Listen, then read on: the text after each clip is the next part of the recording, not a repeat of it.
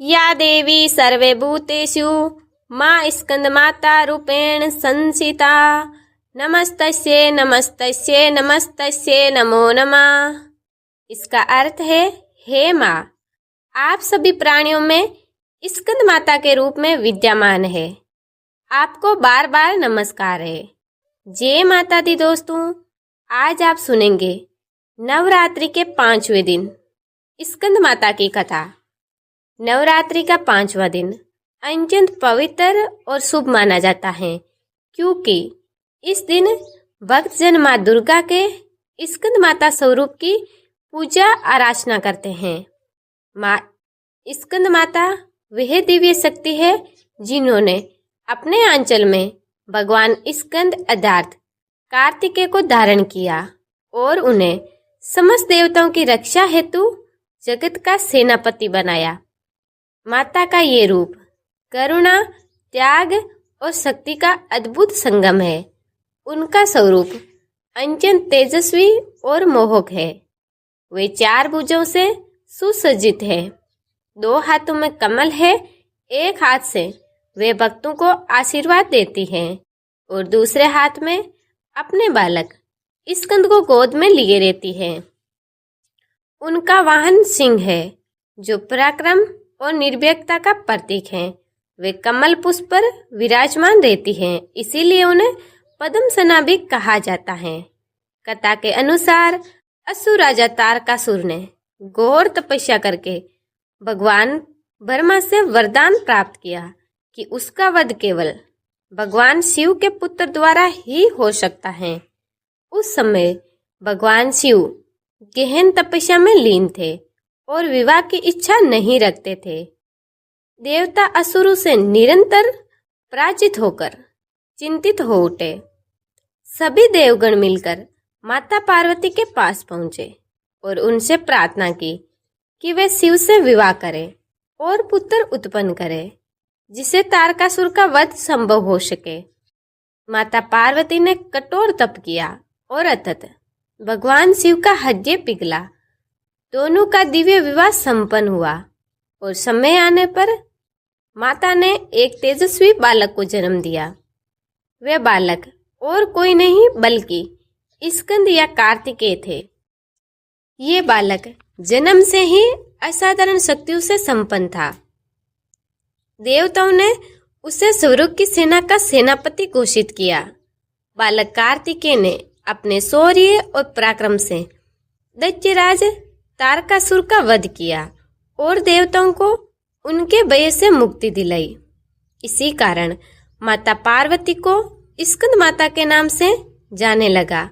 वे केवल कार्तिकेय की माता ही नहीं बल्कि समस्त ब्रह्मांड की जननी है। उनका अंचल भक्तों के लिए भी उतना ही खुला है जितना अपने पुत्र के लिए। माँ स्कंद माता की उपासना से भक्त को केवल सांसारिक सुख ही नहीं बल्कि आत्मिक शांति और मोक्ष का मार्ग भी प्राप्त होता है।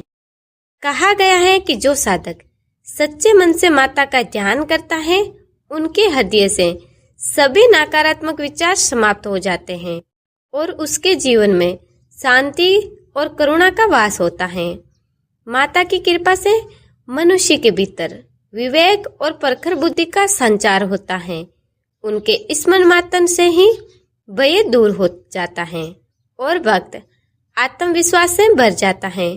शास्त्रों में वर्णन है कि स्कंद माता की पूजा करने से भक्त को वैसी ही कृपा प्राप्त होती है जैसी स्वयं भगवान कार्तिकेय को उनकी गोद में रहकर मिलती है। जब कोई भक्त माँ के चरणों में समर्पित करता है तो वे माँ उसे अपने पुत्र समान स्नेह देती है। उनका एक नाम मुक्तिदायिनी भी है, क्योंकि वे केवल सांसारिक समस्या ही नहीं मिटाती बल्कि भक्त को जन्म मरण के चक्कर से भी मुक्ति प्रदान करती है। स्कंद माता की उपासना का महत्व केवल पारिवारिक सुख समृद्धि तक सीमित नहीं है, ये साधकों को आध्यात्मिक ऊंचाइयों तक भी पहुंचाती है। संतान सुख की इच्छा रखने वाले दंपति यदि श्रद्धा से माँ स्कंद माता की आराधना करे तो उन्हें योग्य संतान का आशीर्वाद मिलता है। जिनके जीवन में ग्रह कलह और मानसिक अशांति है, उनके घर में माँ की कृपा से शांति और आनंद का वातावरण बनता है। माँ स्कंद माता के स्वरूप का गहन ध्यान करने से साधक के हृदय में करुणा, क्षमा और दया का उदय होता है। वे जीवन की विषमताओं को सहन करने योग्य बनते हैं।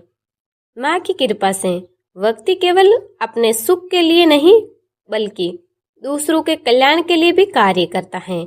यही कारण है कि स्कंद माता की भक्ति करने वाला साधक समाज में आदर और सम्मान प्राप्त करता है। नवरात्रि के 5वें दिन माँ की पूजा करते समय शुद्ध मन और आत्मा का होना अत्यंत आवश्यक है। भक्तजन स्नान करके स्वस्थ वस्त्र धारण करते हैं और पूर्व दिशा की ओर मुख करके माँ का ध्यान करते हैं। उन्हें पुष्प, अक्षत, धूप और दीप अर्पित किया जाता है। पीले और लाल रंग के वस्त्र वे पुष्प माँ को प्रिय हैं। माँ को भोग स्वरूप केले और अन्य फूल अर्पित करने से वे शीघ्र प्रसन्न होती है। आरती करने और स्कंद माता के मंत्रों का जप करने से भक्तों को असाधारण शांति का अनुभव होता है। माँ स्कंद माता एक विशेष मंत्र शास्त्रों में बताया गया है। ओम देवी स्कंद माते नमः। इस मंत्र का श्रद्धापूर्वक जप करने से जीवन की सभी कठिनाइयां समाप्त होती हैं। भक्त के घर में सुख समृद्धि का वास होता है और जीवन के सभी क्षेत्र में सफलता प्राप्त होती है। कहा गया है कि माँ स्कंद माता की कृपा से साधक के भीतर दिव्य ऊर्जा का संचार होता है। उसका आत्मबल इतना प्रबल हो जाता है कि कोई भी विपत्ति उसका कुछ बिगाड़ नहीं सकती। उनके उपासक कभी अज्ञानता के अंधकार में नहीं भटकते बल्कि सदैव ज्ञान और प्रकाश की ओर अग्रसर रहते हैं। माँ की कृपा से व्यक्ति अपने जीवन का वास्तविक उद्देश्य पहचान लेता है और धर्म, भक्ति और सेवा में लग जाता है। माँ स्कंद माता केवल माता कार्तिकेय की नहीं बल्कि संपूर्ण ब्रह्मांड की माता है। उनका हृदय अत्यंत करुणा से भरा हुआ है और वे हर उस भक्त की पुकार सुनती है जो सच्चे मन से उन्हें याद करता है। जब भक्त उनका नाम लेकर सहायता मांगता है तो माँ तुरंत उसकी रक्षा करती है। इसीलिए उन्हें भक्त वत्सला भी कहा गया है। इस प्रकार नवरात्रि का 5वां दिन भक्तों के लिए विशेष महत्व रखता है। इस दिन की साधना से जहाँ एक और सांसारिक जीवन में सुख शांति आती है, वहीं दूसरी ओर साधक आध्यात्मिक मार्ग पर आगे बढ़ता है। माँ स्कंद माता की कथा हमें ये शिक्षा देती है कि ईश्वर के प्रति भक्ति, धैर्य और निष्ठा से सभी कठिनाइयों का समाधान संभव है।